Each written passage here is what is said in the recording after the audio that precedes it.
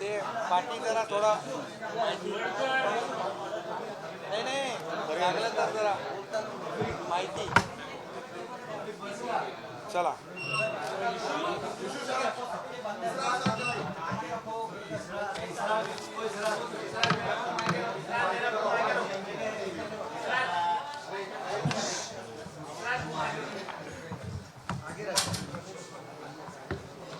करतो ये पेपर बोला.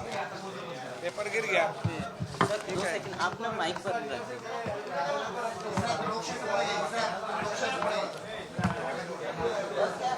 हा एक मिनिट आपण सगळ्यांना देऊन टाकतो है ना. आहे ना सगळ्यांना देऊन टाकतो. चला ओके.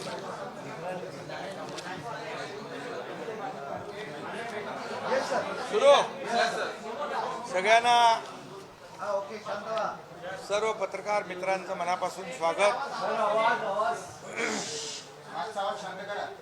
आणि आज मराठवाडा मुक्ती संग्रामच्या अमृत महोत्सवी वर्षानिमित्त आपल्या सगळ्यांना मी मनापासून शुभेच्छा देतो. आज आपला मराठवाडा मुक्ती संग्राम अमृत महोत्सवी कार्यक्रम, झेंडावंदन आणि आपल्या हुतात्म्यांना अभिवादन, स्वातंत्र्य वीरांना अभिवादन आपण केलं आहे. आणि एक चांगली सुरुवात काल आपण मराठवाड्यामध्ये केली. जवळपास मराठवाड्याला अधिवेशन घ्यावं अशा प्रकारची मागणी मराठवाड्यातल्या नागरिकांची होती. ती भावना आमची होती की या अमृत महोत्सवी वर्षानिमित्त मराठवाड्यामध्ये आपण कॅबिनेट घ्यावं. आणि काल आम्ही कॅबिनेट घेतली. त्याप्रमाणे कालही आपल्या पत्रकार परिषदेमध्ये आम्ही सर्व प्रकल्प जे आहेत त्याची माहिती आपल्याला दिलेली आहे. त्याचबरोबर जे निर्णय कॅबिनेटमध्ये घेतले या मराठवाड्याच्या उन्नतीसाठी, प्रगतीसाठी, मराठवाड्याचा बॅकलॉग भरून काढण्यासाठी जे काही केलं आहे ते कालही आपल्याला त्याच्याबद्दल सविस्तर माहिती दिलेली आहे. आणि जवळपास मी पुन्हा एकदा सांगतो 45,000 कोटी रुपयाच्या योजना आणि सगळ्यात महत्त्वाचं म्हणजे वाहून जाणारं पश्चिमेकडील पाणी ते मराठवाड्याच्या दुष्काळी भागामध्ये वळवण्याचे जे प्रकल्प आहे त्याला देखील 14-15 कोटी रुपये आवश्यक आहे. त्याचा देखील निर्णय आम्ही घेतलेला आहे. त्यामध्ये पुन्हा एकदा मी सांगतो आदरणीय मोदी साहेबांचं सहकार्य त्याच्यामध्ये आम्हाला मिळेल आणि मराठवाड्याचा दुष्काळ कायमचा संपेल. हे काल आपल्या चर्चेमध्ये झालेलं आहे. आणि पुन्हा एकदा मी सांगेन की छत्रपती संभाजीनगर आणि उस्मानाबादचं धाराशिव हे अधिकृतपणे व्यवस्थित सगळ्या गोष्टी ज्या आहेत राज्य आणि केंद्राकडून संमती मिळून कायदेशीर बाबी पूर्तता झालेली आहे. आणि आता संभाजीनगर आणि धाराशिवचा मार्ग पूर्ण मोकळा झालेला आहे. मी एवढंच सांगू इच्छितो की ही सुरुवात करायच्या अगोदर काही आपल्याच माध्यमातून, वृत्तवाहिन्याच्या माध्यमातून काही लोकांची भाष्य पाहिली की संभाजीनगर हे तर नाव आम्ही कॅबिनेटमध्ये निर्णय घेतला आणि आम्ही दिलं.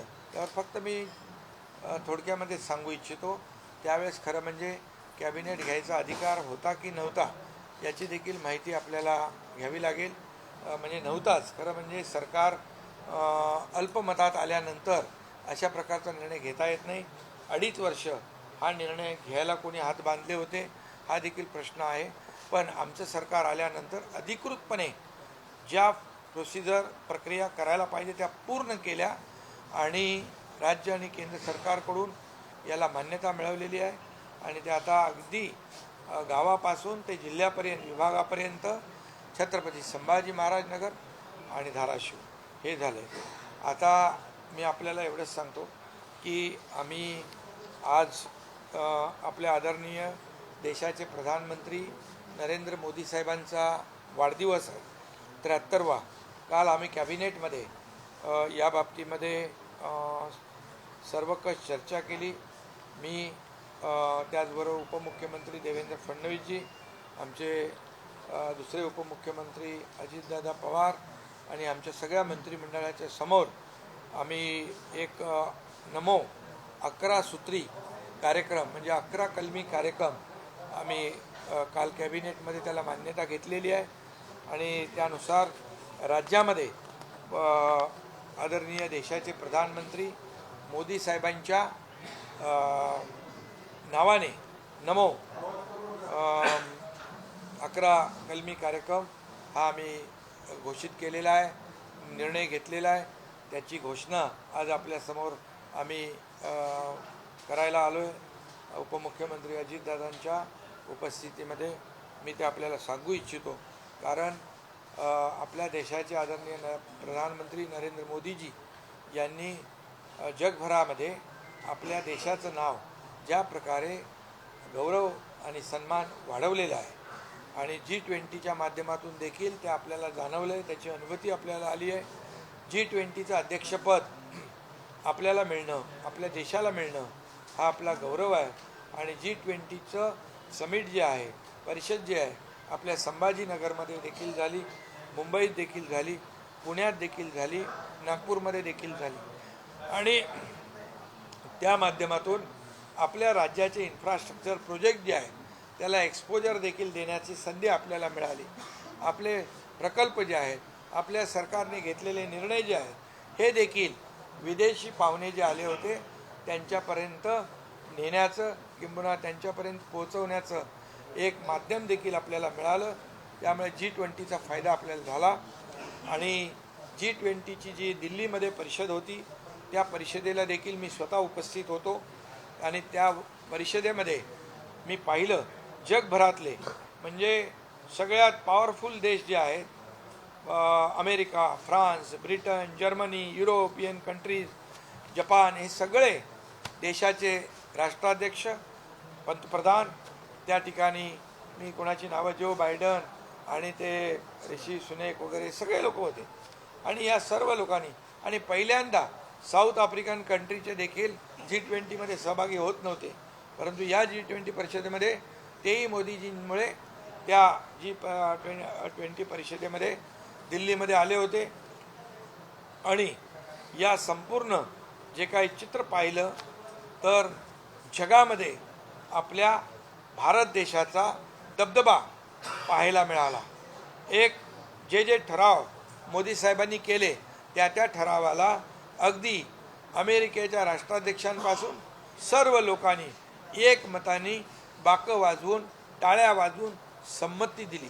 वसुदैव कुटुंबकम हा आपला मूलमंत्र आहे. सबका विकास, सबका साथ, सबका प्रयास, सबका विश्वास या ठरावावर देखील एकमत शिक्कामोर्तब जगभरातल्या लोकांनी केलं. अनेक ठराव केले. त्या ठरावामुळे आपल्याला खूप मोठ्या प्रमाणावर मिडल ईस्ट, युरोप जे कॉरिडॉर आहे त्याच्यामुळे देखील व्यापाराला मोठी चालना मिळेल.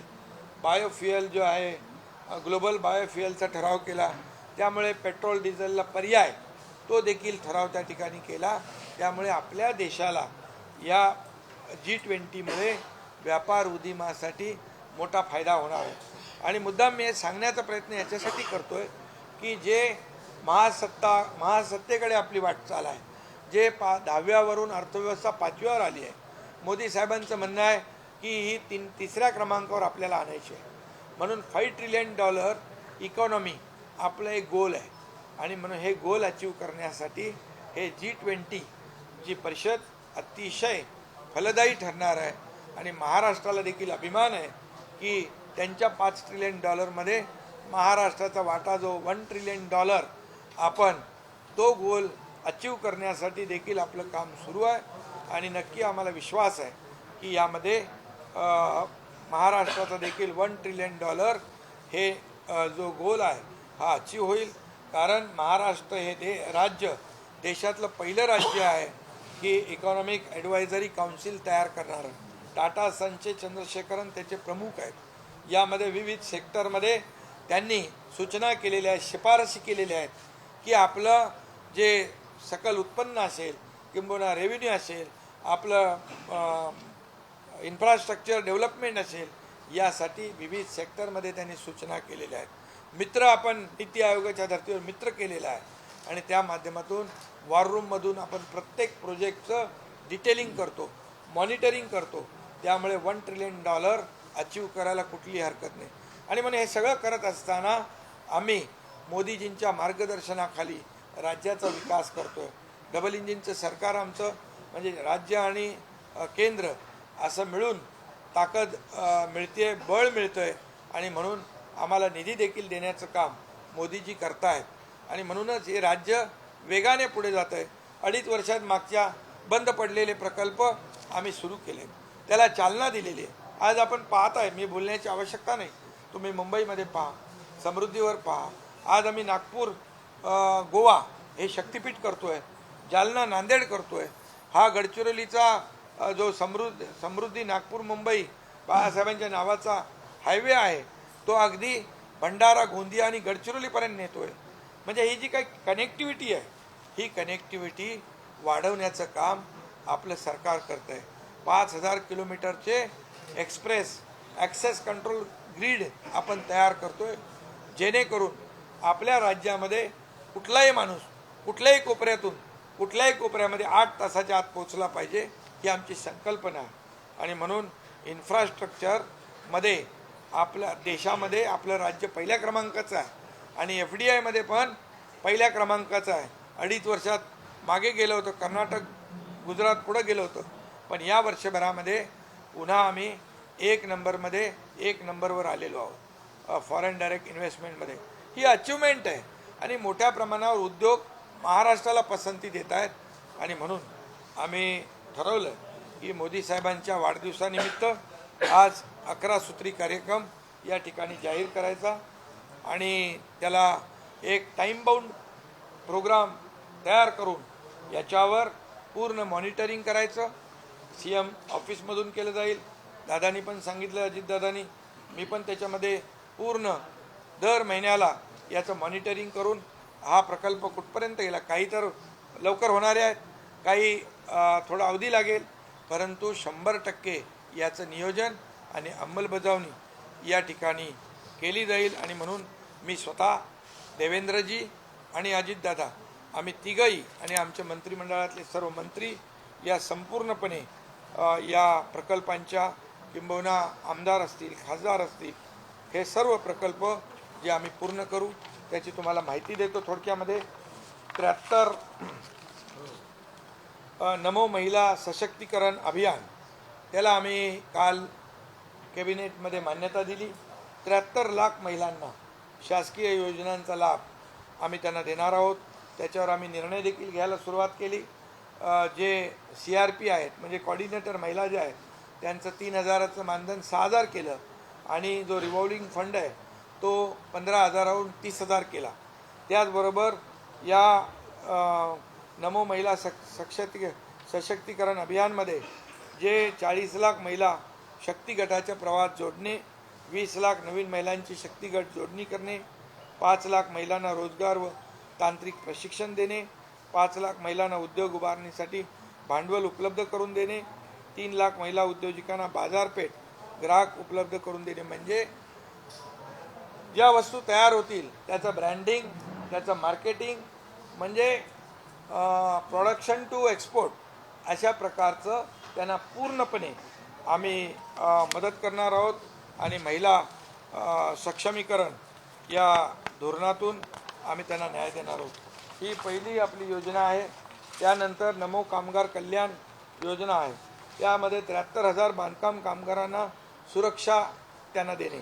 मग आपण त्यांना आता किट तर देतोच आहे, परंतु त्याबरोबर आणखी त्यांच्यासाठी आम्ही त्यांच्या मुलांची शिष्यवृत्ती योजना आहे, ॲक्सिडेंट कव्हरेज आहे, ॲक्सिडेंटमध्ये 2 लाख रुपये मिळतात.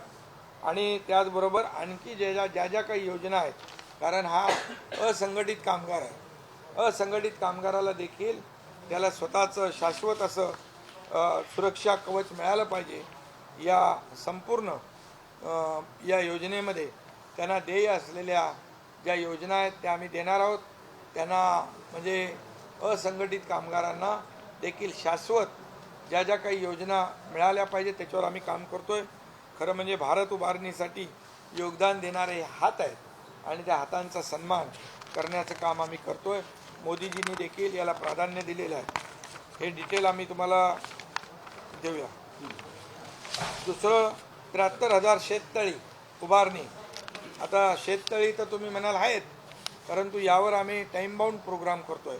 शेतकऱ्यांच्या दृष्टीने उत्पन्न दुप्पट व्हावं यासाठी शेततळी मोठ्या प्रमाणावर प्रमोट केली पाहिजे आणि त्या शेततळ्याच्या माध्यमातून पाण्याची साठवणूक करणं, जेवढा पाऊस पडेल त्याचा एक एक पाण्याचा थेंब त्या शेततळ्यात साठवणं, शेतीला पाणी उपलब्ध करून देणं आणि त्या तळ्यामध्ये मत्स्य व्यवसायासारखे शेती संलग्न व्यवसाय तयार करणं हे देखील आम्ही करतोय. त्यामध्ये जवळपास 4 लाख ते 5,68,000पर्यंत मागेल त्याला शेततळं आणि ठिबक सिंचन योजना सरकारची आहे. पण याच्यामध्ये आम्ही काही बदल करतोय आणि त्यांना एक्सपिडाईट करतोय.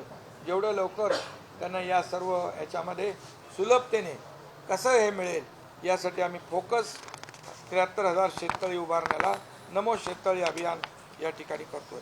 त्याचबरोबर नमो आत्मनिर्भर व सौर ऊर्जा गाव अभियान हे देखील एक महत्त्वाचं अभियान आहे. म्हणजे याच्यामध्ये ज्यांची कच्ची घरं असतील त्यांना घरं बांधून देणे, ज्या योजना आहेत आपल्या त्याच्यामधून 100% घरामध्ये शौचालय बांधून त्याचा वापर करण्यासाठी त्यांना मार्गदर्शन करणे, 100 पक्क्या रस्त्यांचं जाळं उभारणं, हे छोटे मोठे जे रस्ते असतील गावातले आतले 100% गरजू नागरिकांना गावातच रोजगार उपलब्ध करून देणे, म्हणजे प्रोडक्शन पण तिथंच सर्व प्रकारचं, आणि म्हणजे त्या गावाला आपण आत्मनिर्भर करू, प्रत्येक वस्तू त्या गावात मिळेल अशा प्रकारचं हे आमचं भूमिका आहे. म्हणजे हा प्रकल्प आहे. त्यामध्ये 100% महिलांचं सामाजिक आणि आर्थिक सक्षमीकरण करणं, पाण्याच्या बाबतीत पूर्णपणे गाव स्वावलंबी बनवणं, दारिद्र्य रेषेखालील कुटुंबांना पूर्णपणे आर्थिकदृष्ट्या सक्षम करणे, सेंद्रिय शेतीसाठी मार्गदर्शन व सहाय्य करणे, ऑर्गॅनिक उत्पादनासाठी विशेष मार्केट उपलब्ध करून देणे आणि निर्यातीसाठी देखील त्यांना मार्गदर्शन करणं, ऑर्गॅनिक उत्पादनांवर प्रक्रियेसाठी देखील मार्गदर्शन करणं, अशा प्रकारचं हे आमचं हा प्रकल्प आहे. आणि 73 यशस्वी प्रगतशील शेतकऱ्यांचा गौरव करणं, म्हणजे प्रगत शेतकरी जे आहेत पारंपरिक शेती सगळे करतात, पण आधुनिक त्याला जोड देणं आणि जे पीक आहे पीक डबल करणं. एक शेखर भडसावळे नावाचे ग्रस्त आहे, त्यांनी देखील हे करून दाखवले. आणखी काही तज्ज्ञ लोक आहेत, त्यांच्या माध्यमातून तेवढ्या मेहनतीमध्ये दुप्पट पीक घेणं अशा प्रकारची योजना त्याच्यामध्ये आहे आणि म्हणून त्याला देखील याला सुरुवात होईल. पण हे आत्मनिर्भर गावं जी आहेत ही आम्ही पूर्णपणे मॉनिटरिंग करू. एक सेक्रेटरी लेवलचे अधिकारी त्याच्यामध्ये काम करतील, एक स्पेशल सेल तयार करू आणि आम्ही हे या गावांना जिथे आपल्याला पूर्णपणे पोटेन्शियल आहे आणि आपल्याला करता येईल ते गावांमध्ये आपण अशा प्रकारची 73 गावं टार्गेट आपण ठेवलेली आहे. ही लगेच तुम्ही म्हणाल की तातडीने त्याचं लगेच आम्हाला दिसेल का, पण याला थोडा वेळ लागेल, पण प्रामाणिकपणे आपल्याला सांगतो याच्यातून आउटपुट चांगले आहे. त्याचबरोबर नमो गरीब मागासवर्गीय सन्मान अभियान, गरीब वस्त्यांचा सर्वांगीण विकास. नमो गरीब मागासवर्गीय वस्त्यांचा सर्वांगीण विकास, त्यामध्ये म्हणजे आता ते आपण तो शब्द यूज करत नाही ना, म्हणून गरीब मागासवर्गीय ज्या वस्त्या आहेत त्याच्यामध्ये पक्की घरं असतील, 100% चांगले रस्ते असतील, घरामध्ये वीज पुरवठा असेल, गॅस कनेक्शन असेल, समाज मंदिर असेल, त्यातून समाज प्रबोधनाचं काम करणं होईल, महिलांना सामाजिक व आर्थिक सक्षम होण्यासाठी मदत करणे आणि गावातल्या ज्या सुविधा आहेत त्या सुविधा देण्याचं काम या माध्यमातून केलं जाईल. 73 आता हा 73 ठेवला आपण, पण हा वाढेल. आता आपण काय केलंय, हां, या ज्या दलित वस्त्या आहेत आपण एक सुरुवात 73 करतो मॉडेल, त्याचं रिप्लिकेट होत राहील, काळापर्यंत होईल ते. रिप्लिका होत राहील. हां मोदी 75 रनिंग होईपर्यंत होईल. नाही, काही तर आता 6 महिन्यात होतील, काही वर्षभरात होतील. आणि त्याचबरोबर 73 ग्रामपंचायत कार्यालयांचं नमो ग्राम सचिवालय अभियान, म्हणजे प्रत्येक जिल्ह्यामध्ये 73 ही अशी ग्राम सचिवालय, म्हणजे आता ग्रामपंचायती कार्यालय तर आहेत, काही ठिकाणी नाही आहेत, पण ते आधी मॉडर्न असतील, त्यामध्ये सर्व आधुनिक सुविधा असतील, सौर ऊर्जा असेल, त्या ठिकाणी इंटरनेटची सुविधा असेल, त्यामुळे पूर्णपणे गावाचं कंट्रोल रूम असेल, अशा प्रकारचं त्यामध्ये आपल्याला ते स्वयंपूर्ण ग्राम सचिवालय या ठिकाणी करता येईल. आणि त्यासाठी आपण ही जिल्ह्यावाईज 73 करतोय आणि त्यामुळे लोकांना फायदा होईल. सोप्या पद्धतीने ग्रामपंचायतीमध्ये एक रोल मॉडेल आणि स्टेट ऑफ आर्ट्स अशा प्रकारचं आपलं करायचं आहे. आणि ॲडव्हान्स टेक्नॉलॉजीचा वापर, इंटरनेट कनेक्टिव्हिटी जी आहे ती, आणि सिंगल विंडो क्लिअरन्स जे आहे हे देखील आपल्याला तिथं ठेवता येईल. CCTV चं आपल्याला त्या ठिकाणी वापर करता येईल.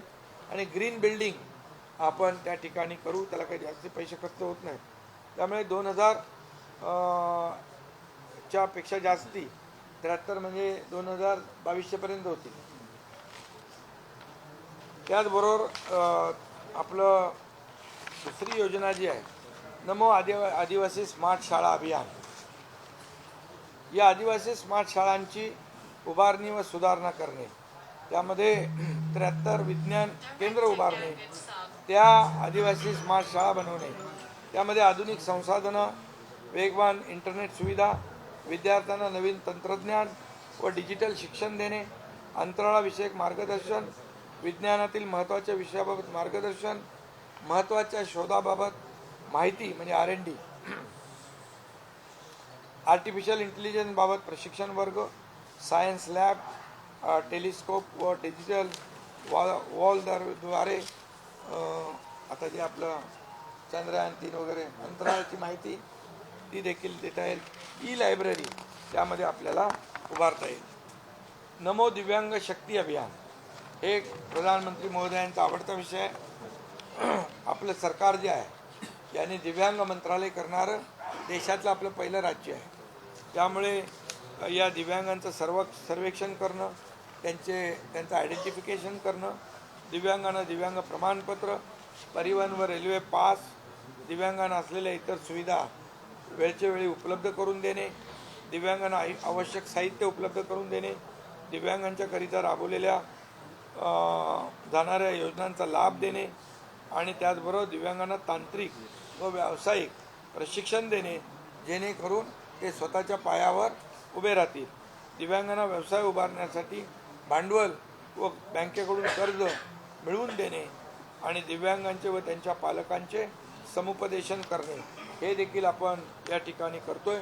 जसं शासन आपल्या दारी हा कार्यक्रम आपला लोकाभिमुख झाला आहे, तसं दिव्यांग आपल्या दारी अशा प्रकारचं आपला उपक्रम सुरू झालेला आहे, म्हणजे जिल्ह्यामधून, आणि त्याचा फायदा खूप होतोय. पूर्ण राज्यामध्ये अशा प्रकारचं त्यांचा डाटा पण तयार होईल आणि दिव्यांगांची अचूक माहिती आपल्याला मिळेल. आणि याचा ॲट द एंड याच्यामध्ये दिव्यांगांना फायदा मिळेल.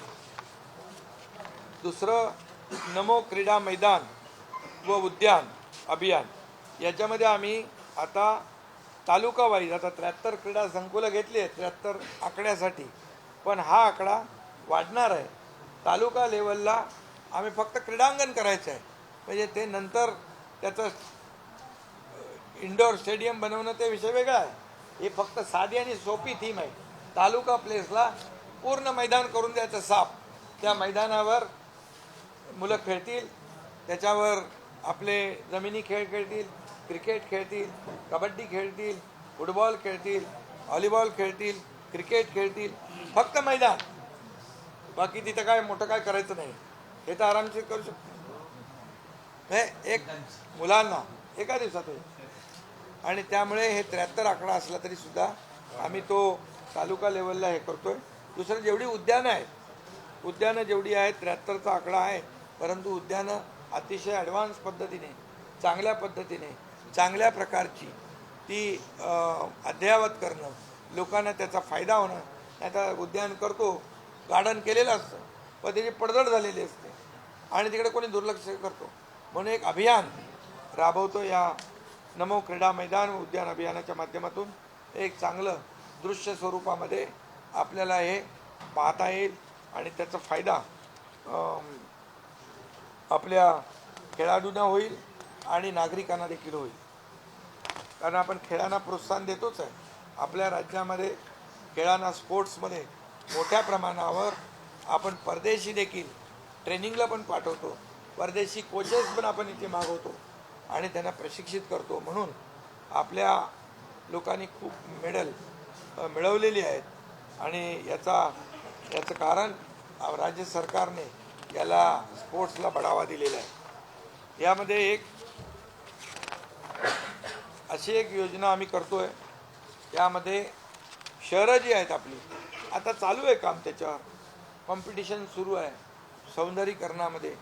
पण आता एक फोकस नमो शहर सौंदर्यीकरण अभियान, यामध्ये जी शहरं आहेत आपली, आता 73 आपल्यासमोर आम्ही मांडलेले आहे. परंतु या शहरामध्ये फक्त उंच इमारती किंवा रस्ते म्हणजे काही विकास होत नाही.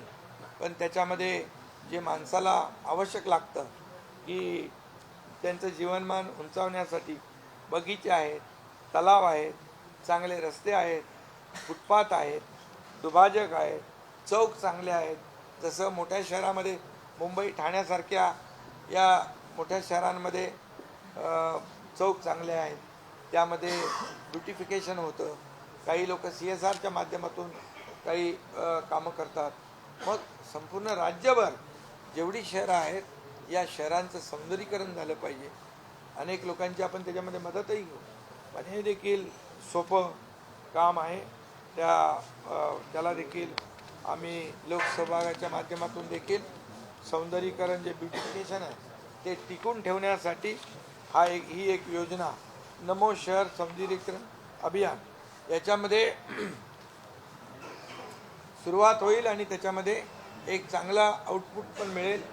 कारण शेवटी हे जे आपली शहरं आहेत हे अशा प्रकारच्या स्पर्धा आपण भरवतो, पण हे एक फोकस काम करू ते जेणेकरून अनेक महापालिका आयुक्त, CO, जिल्हाधिकारी या सर्व याच्यामध्ये विभागीय आयुक्त इन्व्हॉल्वमेंट देतील आणि आपल्याला त्याचा फायदा त्या शहरातल्या नागरिकांना होईल.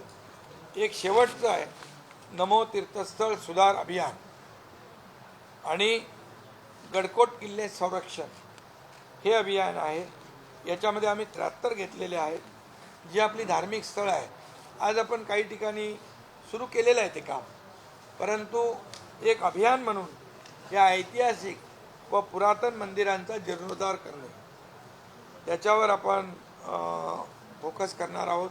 त्या ठिकाणी आजूबाजूला जे इन्फ्रास्ट्रक्चर आहे, प्राथमिक सुविधा ज्या आहेत या उपलब्ध करून देण्यासाठी देखील आपण त्यावर लक्ष देणार आहोत. त्यामध्ये त्याचबरोबर मंदिरं डिजिटल दर्शन देखील अनेक ठिकाणी आपण देऊ शकतो, अनेक ठिकाणी सुरू आहे. त्या मंदिरांच्या आजूबाजूचा परिसर जो आहे हा सुशोभित झाला पाहिजे, चांगला झाला पाहिजे. येणारे जे भक्त आहेत त्यांना प्रसन्न वाटलं पाहिजे. हे अभियान यासाठी घेतलं की एक सर्व जबाबदारीचं भान ठेवून याच्यामध्ये ज्यांना जिम्मेदारी देऊ ते चांगलं काम करतील आणि मंदिर परिसर स्वच्छ राहील. गडकोट किल्ल्याचं देखील आपण रायगड, प्रतापगड याची कामं करतो आहे, परंतु जे आपले त्याच्यामध्ये जी आर्किओलॉजी आहे त्यांच्या काही अडचणी येतात. म्हणून आम्ही अभियान जर राबवलं तर त्याला मॉनिटरिंग होईल आणि मग त्या गडकोट किल्ल्याचं जे छत्रपती शिवाजी महाराजांच्या काळातले त्याचं रिस्टोरेशन होणं, संरक्षण होणं, संवर्धन होणं ही काळाची गरज आहे. आणि म्हणून ते देखील आम्ही या नमो तीर्थस्थळ सुधार अभियान आणि गडकोट किल्ले संरक्षण संवर्धन अशा प्रकारचं त्याला नाव दिलेलं आहे. आणि म्हणून हे एवढी 11 सूत्री कार्यक्रम आम्ही आजच्या दिवशी मोदी साहेबांच्या वाढदिवसानिमित्त हे जाहीर आम्ही करतो आहे आणि याची अंमलबजावणी सुरू होईल. अशा प्रकारचा विश्वास आपल्याला देतो. केंद्र कुठे निधी मिळेल का विशेष? लोक मी पण आपल्याला सांगतो, पहिल्यांदा मराठवाडा मुक्ती संग्रामाच्या निमित्तानं राज्याच्या मुख्यमंत्री महोदयांनी शुभेच्छा दिलेल्याच आहेत. मी देखील विशेषतः मराठवाड्यातल्या माझ्या 8 जिल्ह्यातल्या सहकाऱ्यांना, महाराष्ट्रातल्या पण जनतेला मनापासून शुभेच्छा देतो. भारत देशाचे सन्माननीय पंतप्रधान नरेंद्र मोदी साहेबांच्या 73व्या वाढदिवसाच्या निमित्तानं देखील मी त्यांना मनापासून शुभेच्छा देतो. त्यांना दीर्घायुष्य लाभावं. एक जागतिक पातळीवर ठसा उमटवणारं कणखर देशाभिमानी नेतृत्व म्हणून संपूर्ण देशामध्ये त्यांची ओळख आहे, जगामध्ये त्यांची ओळख आहे. आणि एक मजबूत अशा पद्धतीनं देश पुढं नेण्याचं काम हे त्यांचं चाललेलं आहे. त्याकरता त्यांच्या पुढच्या वाटचालीच्या करता देखील आम्ही मनापासून शुभेच्छा देतो. आत्ता मुख्यमंत्री महोदयांनी नमो 11 सूत्री कार्यक्रम जो दिला, त्यामध्ये जे मोठे कार्यक्रम आहेत ते महाराष्ट्रातल्या जिल्ह्या मिळून सगळे मिळून 73 येणार आहेत. परंतु जे लहान कार्यक्रम आहेत ते जिल्हावाईज 73 करण्याचं आमचा मनोदय त्या ठिकाणी आहे.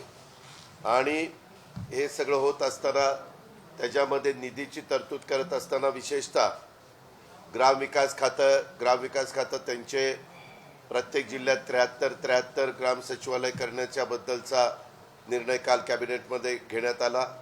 काल मुख्यमंत्री महोदयांनी जाणीवपूर्वक सांगितलं नाही, कारण आज वाढदिवस होता म्हणून काल फक्त आपल्या मराठवाडा परिसराच्या करता घेतलेल्या निर्णयाच्या बद्दलचा सुतोवाच त्यांनी राज्याला करून दिला. आणि आजच्या दिवशी सगळ्यांचंच ठरलं की आज मुख्यमंत्री महोदयांनी ते जाहीर करावं. हे जाहीर करत असताना जाणीवपूर्वक शहरी भाग ह्याच्यात घेतला आहे, ग्रामीण भाग घेतला आहे, क्रीडा क्षेत्र ह्याच्यामध्ये घेतलेलं आहे, उद्यानं त्याच्यामध्ये घेतलेली आहेत, ह्याच्यामध्ये महिला घेतलेल्या आहेत, ह्याच्यामध्ये आदिवासी समाज घेतलेला आहे. म्हणजे आदिवासी समाजाच्या करता विशेषतः यंग जनरेशनला त्या स्मार्ट शाळा त्याच्या संदर्भामध्ये नमो आदिवासी स्मार्ट शाळा. त्याचबरोबर हे सगळे घटक घेत असताना शेतकरी पण घेतलेला आहे शेततळ्याच्या निमित्तानं, त्याचबरोबर दिव्यांग पण घेतलेला आहे आणि आपला कामगार पण घेतलेला आहे, मागासवर्गीय पण घेतलेला आहे. थोडक्यात मुख्यमंत्री महोदयांनी हा 11 सूत्री कार्यक्रम देत असताना नमो 11 सूत्री कार्यक्रम यामध्ये साधारण सर्व घटकाला स्पर्श करण्याचा प्रयत्न हा महायुतीच्या सरकारने या निमित्तानं केलेला आहे. आणि ह्याच्यातनं निधी वर्षभर द्यावा लागणार आहे. त्यामध्ये येणाऱ्या मार्चपर्यंत आम्ही DPCमध्ये नाविन्यपूर्ण योजना देखील देत असतो. काही निधी त्याच्यातून जाईल, काही निधी नवीन आमचा बजेट ज्यावेळेस आम्ही सादर करू त्यावेळेस ह्या गोष्टीला, कारण ह्याच्यामध्ये बाकीच्या गोष्टी काही प्लॅन एस्टिमेट वगैरे करण्याच्या करता वेळ जाईल. परंतु कुठल्याही परिस्थितीमध्ये मुख्यमंत्र्यांनी काल कॅबिनेटला सांगितलेलं आहे की निधीच्या पायी ह्याच्यातली कुठलीही 11 सूत्री कार्यक्रम हा रेंगाळणार नाही किंवा असा थांबणार नाही. ही पण गोष्ट तेवढीच महत्त्वाची आहे. आणि त्याच्यामध्ये सर्वच्या सर्व जिल्हा पालकमंत्र्यांना पण सूचना दिलेल्या आहेत की हा कार्यक्रम तुमच्या जिल्ह्यामध्ये चांगल्या प्रकारे राबवला गेला पाहिजे. अशा पद्धतीचा हा सगळा कार्यक्रम आहे. आणि निश्चितपणे आणि याच्यात तुम्ही जर बघितलं तर कुठल्याही घटकाला, म्हणजे ज्यावेळेस नमो तीर्थस्थळे सुधार अभियान आणि गडकोट किल्ले पवित्र आणि ऐतिहासिक धार्मिक स्थळं, ती धार्मिक स्थळं वेगवेगळ्या जातीची पंथाची धर्माची असतील. आता अनेक धार्मिक स्थळामध्ये सगळ्याच जाती धर्माचे लोक जाऊन तिथं दर्शन घेतात. ही आपली परंपरा कित्येक सालापासून म्हणजे छत्रपती शिवाजी महाराजांच्या पासून चालत आलेली आहे. त्याच्यामुळं हा सगळा कार्यक्रम घेत असताना एवढं मजबूतीनं देशाचे पंतप्रधान काम करतायत, त्यावेळेस त्यांच्या वाढदिवसाचं निमित्त साधून हा नमो 11 सूत्री कार्यक्रम देण्याचा एक महत्त्वाचा निर्णय राज्याच्या मुख्यमंत्र्यांनी महायुतीच्या सरकारच्या माध्यमातून केला. पण मी सांगितलं ना, 1 वर्षाचा आमचा ह्याच्यामध्ये हे आहे, टाईम टेबल आहे. परंतु काही जर प्रकल्प कदाचित थोडं लांबले, परंतु मॅक्झिमम ह्याच्यातले 75% गोष्टी ह्या वर्षभराच्या काळातच आम्हाला करायच्यात. आमचं टार्गेट आहे 100% करायचं, पण यदा कदाचित कधी कोर्ट मॅटर असते, कधी काही एखाद्या मैदानाच्या बद्दल स्टे मिळालेला असतो आणि त्यावेळेस करत असताना थोडी अडचण येते. तशी अडचण आली तरच, नाहीतर निधीच्या संदर्भामध्ये कुठली पण अडचण 100% येऊन दिली जाणार नाही. या संदर्भामध्ये एकंदरीत जर काल चर्चा झाली त्या बाबतीमध्ये आता ग्राम सचिवालय करायचं आहे. ग्राम सचिवालय प्रत्येक जिल्ह्यामध्ये 73 करायची म्हटल्यानंतर त्या गावाच्या पॉप्युलेशनवर ग्राम सचिवालयाची साईज अवलंबून राहणार. गाव मोठा असेल तर त्याची साईज मोठी असते, गाव लहान असेल तर त्याची साईज लहान असते. परंतु साधारण ह्या सगळ्या गोष्टीच्या करता जो काही निधी लागेल, कारण काय झालं, मुख्यमंत्री इथं आल्यानंतर त्यांच्या मनामध्ये ही कल्पना होती, काल त्यांनी तिथं बोलून दाखवली, कॅबिनेटनी पण ती सगळ्यांनी उचलून धरली. ती उचलून धरल्यानंतर ज्यावेळेस राज्याचे प्रमुख एखादी चांगली कल्पना पुढं मांडतात कॅबिनेटच्या, आणि कॅबिनेटने उचलून धरल्यावर त्या गोष्टीला 10,000 कोटी लागू, 15,000 कोटी लागू, 20,000 कोटी लागू, मी आपल्याला राज्याचा अर्थमंत्री म्हणून सांगतो, जी काही रक्कम लागेल ती रक्कम पूर्णपणे सरकारच्या वतीनं, अर्थ विभागाच्या वतीनं दिली जाणार. ही सीएम आहे. काल ज्या घोषणा झालेल्या आहेत, काल मंत्रिमंडळाचे निर्णय झाले, त्यात मराठवाड्याचा काही या गोष्टीचा समावेश नाही नाही नाही नाही, तो वेगळा. तो 46,000 कोटीचा साहेबांनी सांगितलेला निर्णय वेगळा. हा पूर्ण चांद्यापासून बांद्यापर्यंत अख्ख्या महाराष्ट्राला नमो 11 सूत्री आणि कार्यक्रम. त्याच्यात हे पण आहे, मराठवाडा पण येणार, मराठवाड्याचे 8 जिल्हे येणार ना. आणि दुसरं एक ॲडिशनल सांगतो, नागपूर गोवा जो आपण शक्तीपीठ करतोय, मराठवाड्यातले 5 जिल्हे टच होऊन जातात त्याला, म्हणजे त्याचाही फायदा आपल्या मराठवाड्याला होतोय. कालच्या सगळ्या निर्णयानंतर विरोधी पक्षाचे दोन्ही नेते असं म्हणाले की हे सगळ्या फसव्या घोषणा आहेत. अरे घोषणा केल्याशिवाय एक मिनिट विरोधी पक्षाला माझं एवढंच सांगणं आहे, तुम्ही तर घोषणा पण केल्या नाही 2.5 वर्षात. अरे घोषणा केल्याशिवाय निधीची तरतूद होते का? ह्या ज्या घोषणा केलेल्या आहेत विचारपूर्वक केलेल्या आहेत, याच्यावर काम आपल्या अधिकाऱ्यांनी केलेलं आहे आणि त्याला लागणारा प्रत्येक पैसा शासनाकडून दिला जाणार आहे. आम्ही काम करणारे 1 वर्षामधला आमचा मागचा बॅकग्राऊंड बघून घ्या. आणि ज्यांना घोषणा करता येत नाहीत, त्यांनी काय आमच्यावर टीका करायची? मंत्रालयात जे गेले नाही ते काय घोषणा करणार? काल तुम्ही सीएम साहेब काल तुम्ही असं विधान केलं की महाविकास आघाडी सरकार म्हणजे उद्धव ठाकरेंच्या नेतृत्वाखालील जे सरकार होतं 2.5 वर्षात महाराष्ट्र मागे गेला, तर त्यावर विरोधी पक्षाचं किंवा शिवसेना युबीटी पक्षाच्या नेत्यांचं म्हणणं आहे की त्या सरकारमध्ये एकनाथ शिंदे सुद्धा मंत्री होतो ना. अरे मी पण होतो, अजितदादा पण होते, पण आम्ही मुख्यमंत्री नव्हतो. आम्ही अनेक योजना घेऊन जायचो, त्याचा अनुभव यांना पण आहे. आणि त्यामुळे इच्छाशक्ती असलेला मुख्यमंत्री पाहिजे आणि आपल्या सहकार्याने सांगितलेला प्रत्येक गोष्टीवर विश्वास ठेवणारा पाहिजे, तेव्हा राज्य पुढे जातं. आम्ही सरकार पलटवलं नसतं तर राज्य अजून किती मागे गेलं असतं. आता जे 2 म्हणजे परदेशी गुंतवणुकीमध्ये गुजरात आणि कर्नाटक पुढे गेलं. आम्ही 3 आल्यानंतर परत पहिल्या नंबरवर आणलं, 10व्यावर गेलं असतं. त्यामध्ये तुम्ही म्हणता ना, तुम्ही सांगा, तुम्ही सगळे पत्रकार कुठल्या ना कुठल्या चॅनलशी संबंधित आहेत. तुम्ही जरी काही ठरवलं तर जोपर्यंत तुमचा बॉस ठरवत नाही तोपर्यंत तुमचं काही चालत नाही. तसं मंत्रिमंडळात आम्ही काम करत असलो तरी देवेंद्रजी, मी, बाकीचे सगळे कुणी काही ठरवलं तर प्रमुख म्हणून मुख्यमंत्री जोपर्यंत ठरवत नाही तोपर्यंत पान हलत नाही. आणि आपल्या सहकार्यांवर विश्वास पण पाहिजे. विश्वास कुठे होता?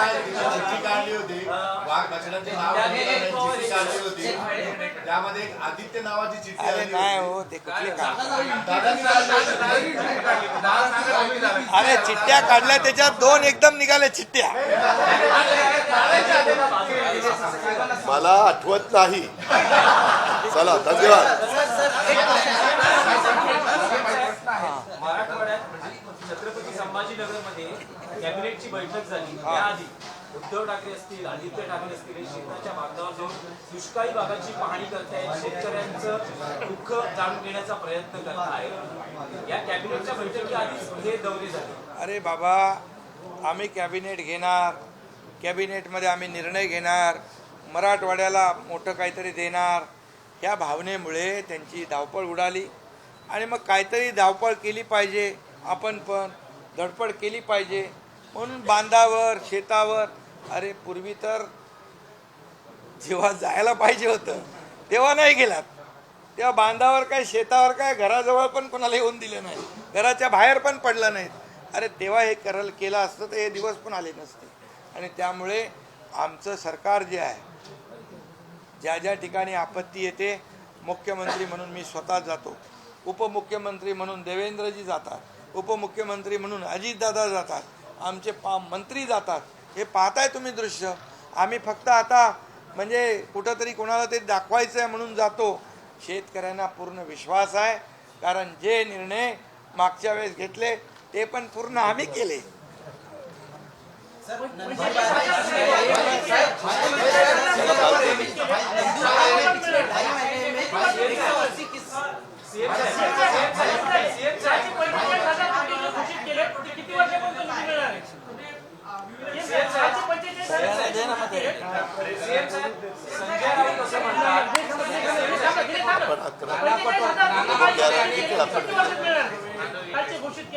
अच्छा, अरे बाबा, ज्या प्रकल्पाची घोषणा केली त्या प्रकल्पाला एकदम पैसे लागत नाहीत.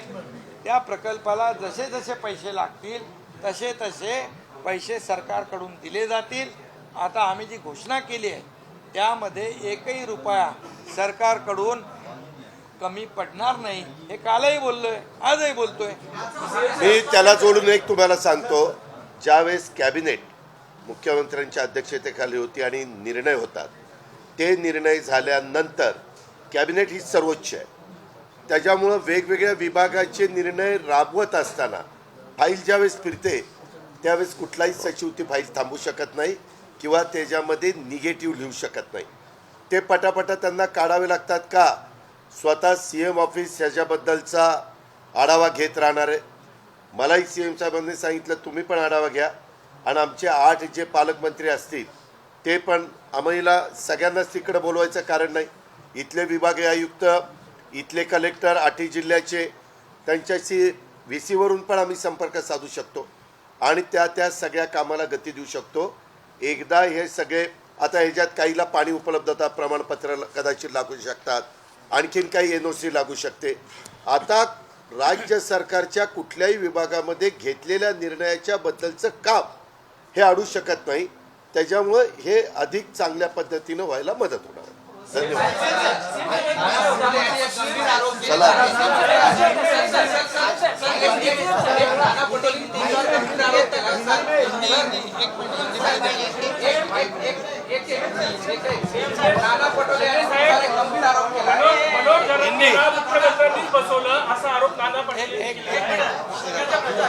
एक मिनट पहले है नमो, आज यहाँ पर देश के प्रधानमंत्री नरेंद्र मोदी जी, इनका 73वां जन्मदिन है, इसलिए हमारी सरकार ने 11 सूत्री कार्यक्रम की घोषणा की हुई है, जो देश को दुनिया में देश का नाम रोशन कर रहे. ये पूरी दुनिया में आज मोदी जी का कद जो है नंबर 1 पर है और हमारे देश को आगे ले जाने का काम मोदी जी कर रहे हैं. और इसलिए हमारा भी फर्ज है कि हम राज्य में उनके नाम से नमो 11 सूत्री कार्यक्रम की घोषणा की हुई है. और इसमें सभी वर्ग के लोग हैं, जो किसान है, कामगार है, विद्यार्थी है, आदिवासी है, पिछड़े तबके के लोग हैं, महिलाएं हैं, सभी वर्ग जो है, और तीर्थस्थल मंदिर हैं, हमारे छत्रपति शिवाजी महाराज के किले हैं, ये सब है, ये स्पोर्ट्स है, यूथ है, ये सभी का समावेश उसमें किया है. ऐसी 11 योजनाएं हमने शुरू की है. उसका आंकड़ा 73 है. ये जिले में भी कई 73 हो सकते हैं, टोटल भी बड़ी योजना है वो 73 हो सकती है। इसका डिटेल ब्यौरा आपको हम इस किताब के माध्यम से देंगे और ये साल भर में हम इसको पूरा करेंगे। और नरेंद्र मोदी जी का जो उद्देश्य है, इस देश को आगे बढ़ाना, इस देश को दुनिया में नंबर 1 करना, इस देश की अर्थव्यवस्था को बढ़ाना, इस देश का नाम उजागर करना, और इसलिए $5 ट्रिलियन इकोनॉमी का जो गोल उनका है वो हमारे महाराष्ट्र का भी 1 ट्रिलियन गोल अचीव करने का काम और मोदी जी को पूरी तरह सपोर्ट करने का काम हम लोग कर रहे हैं। और इसीलिए नमो 11 सूत्री कार्यक्रम ये हमने अनाउंस किया है। ये हर तबके के लोगों को राज्य में बहुत फायदा देगा। टाइम बाउंड प्रोग्राम जो है, ये टाइम बाउंड प्रोग्राम हमने तय किया है। G20 का प्रेसिडेंटशिप इस भारत को मिलना ये हमारे लिए गौरव की बात है। आप बराबर कह रहे हैं, हमारे भारत को नाम रोशन करने के लिए G20 की अध्यक्षता मिली है। और इसीलिए पूरे दुनिया के लोग, America, France, Britain, Germany, Europe, ये सब अध्यक्ष जो है, प्रेसिडेंट है, ये प्राइम मिनिस्टर है, उनकी बॉडी लैंग्वेज देखी, उनका मोदी जी के साथ जो बॉन्डिंग देखा, इसमें पता चला है कि भारत निश्चित रूप से महासत्ता बनेगा और उसकी शुरुआत हुई है। पूरे दुनिया के लोग इस देश में, दिल्ली में G20 के परिषद में लाना, ये बहुत बड़ी बात है। इसलिए मैं उसमें था, कार्यक्रम में मैं देखा है, और इसलिए मैं आदरणीय प्रधानमंत्री जी का अभिनंदन करूंगा। उनके जन्मदिन पर बहुत बहुत ढेर सारी उनको शुभकामनाएं दूंगा।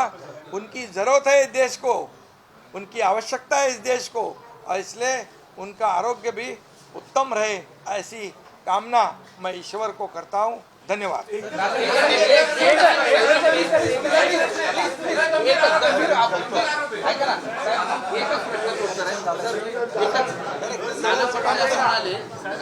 नाना पटोले असं म्हणाले की तुम्ही उपोषणाला जरंगेला उपोषणाला बसवलं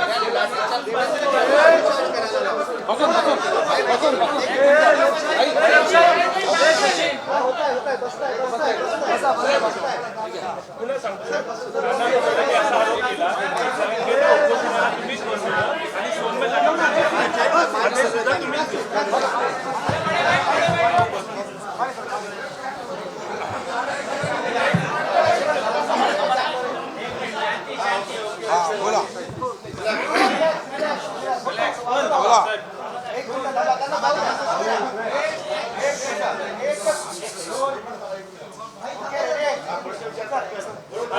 नाना पटोले यांनी तुमच्यावर गंभीर आरोप केला आहे की पाटील यांना उपोषणाला बसवलं आणि फडणवीसांनी लावला। पहिली गोष्ट, नाना पटोले यांना सध्या तरी महाराष्ट्रामध्ये कोणी गांभीर्याने घेत नाही, आणि म्हणून त्यांची तडफड आहे। काहीतरी असा आरोप केला गंभीर की त्यांची दखल घेतली जाईल। नाना पटोले माझे चांगले मित्र आहेत, त्यांनी छातीवर हात ठेवून सांगावं की यामध्ये एकनाथ शिंदेचा किंचित जरी हात आहे का। आणि याच्यावर आपल्याला मी सांगतो, मी पोटात एक ओठात एक असं काम करत नाही। मी सरळ मार्गी माणूस आहे, जे आहे ते आहे। मी मनोज जरंगे यांना भेटलो, मनोज जरंगे यांना तुम्ही विचारू शकता, मनोज जरंगे तिथेच आहेत, आणि मनोज जरंगे यांनी माझ्या विनंतीला, माझ्या आव्हानाला मान दिला। त्यांना माझ्यावर विश्वास आहे की आपल्याला मराठा आरक्षण देणारं हे सरकार आहे, त्यामुळे मराठा आरक्षण इतर कुठल्याही समाजाला हानी न पोचवता, अन्याय न करता मराठा आरक्षण मिळू शकतं। हा विश्वासामुळे त्यांनी उपोषण मागे घेतलं। लाठीमारचा आपण देवेंद्रजींवर जो काय त्यांनी आरोप केलेला आहे अतिशय निखालस खोटा आहे, आणि आम्ही अशा प्रकारची घाणेरडी राजनीती करणारे लोक नाही। आम्ही जे मनामध्ये आहे, पोटात आहे, तेच आमच्या ओठावर आहे, आणि म्हणून या ठिकाणी परिस्थितीनुसार ते दुर्घटना झालेली त्याच्यावर देवेंद्रजींनी स्वतः माफी व्यक्त केली, माफीनामा व्यक्त केला, मी देखील खंत व्यक्त केली आणि ज्या पोलिसांच्या मार्फत लाठीचार्ज झाला त्यांचं निलंबन केलं आहे, ज्यांच्यावर एक महासंचालकांच्या मार्फत चौकशी होती आहे आणि निवृत्त न्यायाधीश शिंदे साहेबांची कमिटी काम करते आहे आणि गुन्हे मागे घेण्याचा देखील आपण त्या गावकऱ्यांवरचा निर्णय घेतला आहे. त्यामुळे या संपूर्णपणे हा आरोप जो आहे अतिशय निकालच खोटा आहे. दुसरा कुठला तरी आरोप करा म्हणावं, लोक विश्वास तुमच्यावर ठेवणार नाहीत अशा प्रकारचा आरोप केल्यावर. फडणवीस असं म्हणतात की ओबीसीतून आम्ही आरक्षण देणार नाही आणि आंदोलकांची मागणी ओबीसी मधून आहे. काय आहे सगळं? बिलकुल आपण काहीतरी बिलकुल समाजाची दिशाभूल होता कामा नये. आज जरंगे पाटलांचं मागणी काय आहे, ज्यांच्या नोंदी पूर्वी निजामकालीन असतील, त्यांच्या वाडवडिलांच्या असतील, त्याच्यावर जर कुणबी नोंद असेल आणि नंतर ती बदलली असेल तर अशा प्रकारचा सर्वे केला पाहिजे आणि त्याची माहिती मिळाली पाहिजे. आणि खरंच कुणबी जुना असेल तर ओबीसीला पण त्याच्यामध्ये आक्षेप नाही, पण सरसकट मराठ्यांना कुणबी दाखला देण्यावर आक्षेप आहे. आणि असं कुठलीही भूमिका, असा कुठलाही विचार राज्याचा नाही की मराठा समाजाला ओबीसीमधून आरक्षण देण्याचा.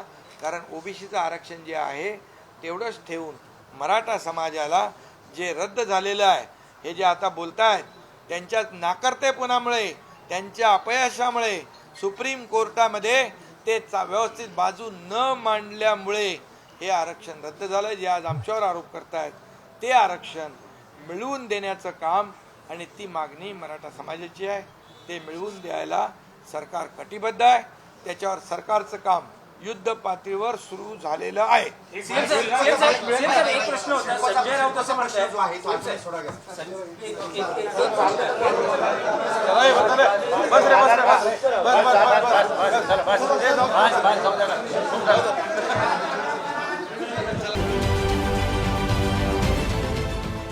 देश विदेशातील प्रत्येक घडामोडींचे लाईव्ह अपडेट मिळवण्यासाठी आता साम टीव्हीच्या सर्व सोशल मीडिया प्लॅटफॉर्मला लाईक, फॉलो आणि सबस्क्राईब करा. तसंच सर्व नोटिफिकेशनसाठी बेल आयकॉन प्रेस करायला विसरू नका.